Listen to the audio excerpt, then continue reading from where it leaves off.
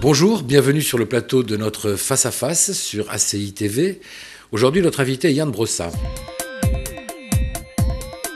Bonjour. Alors, vous êtes élu du 18e arrondissement. Absolument. Et président du groupe communiste au Conseil de Paris. Tout à fait.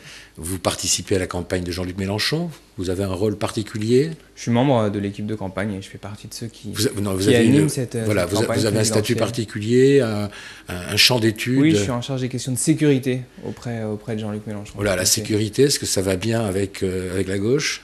Je pense que la gauche doit parler de sécurité. Moi, je suis élu du 18e arrondissement et ceux qui souffrent le plus d'insécurité, de délinquance, ce sont les habitants des quartiers populaires et je pense qu'il faut les défendre.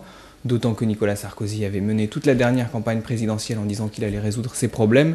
Le moins qu'on puisse dire, c'est qu'ils n'ont pas été résolus et je crois que justement, on doit aussi porter ces questions-là à notre manière, avec des valeurs de gauche. Mais je crois que c'est une vraie préoccupation, en particulier pour les ouvriers, pour les employés, pour les petites gens qui ne voient pas de solution à ces problèmes-là pour l'instant et qui ont envie que la gauche se bouge pour garantir leur sécurité. Et qui sont dedans, dans l'insécurité jusqu'au cou. Absolument. Vous êtes jeune ? Vous n'avez pas connu le Parti communiste à son apogée ?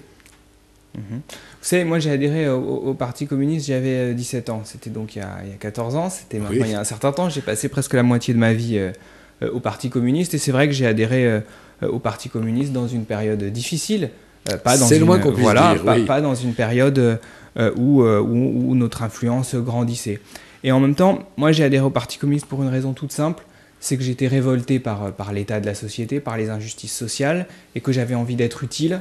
Et aujourd'hui, j'ai l'impression d'être utile en étant élu et en travaillant au service de la population. Et aujourd'hui, dans la période qu'on connaît maintenant, justement, avec cette crise terrible qui frappe très très durement les peuples, j'ai l'impression qu'on a plus que jamais besoin qu'il y ait des gens qui se bougent et qui cherchent des solutions. Alors là, je vous arrête tout de suite, vous dites qui frappe les peuples.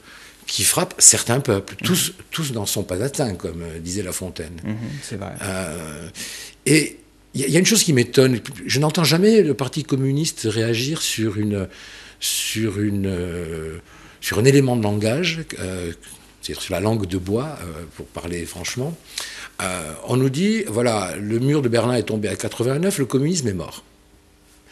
Alors moi je regarde une carte du monde, parce que j'aime bien regarder les cartes du monde, je m'aperçois que un habitant du monde sur 4 vit sous la férule d'un parti communiste.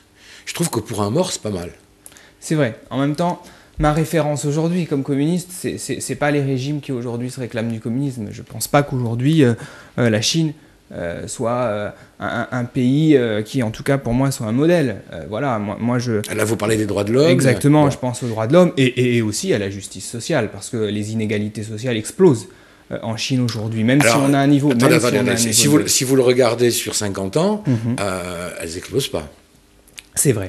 Cela dit, on a des conditions de travail. Communiste, c'est d'abord une philosophie de l'histoire, donc on ne regarde pas sur 6 mois. Vrai. Sur 6 mois, ça c'est un truc de politique qui veut se faire élire. Vous avez raison. Sur 50 ans, c'est mieux. C'est vrai. Et puis le développement de la Chine est considérable. Donc il y a beaucoup de contradictions en Chine. Ce que je veux dire, c'est que nous, notre objectif aujourd'hui, c'est évidemment pas d'importer ce qui se fait en Chine, en France, parce qu'on a en France des acquis sociaux, par exemple, qui n'existent pas encore en Chine. J'espère que les Chinois finiront par les acquérir, mais pour l'instant, ça n'est pas le cas.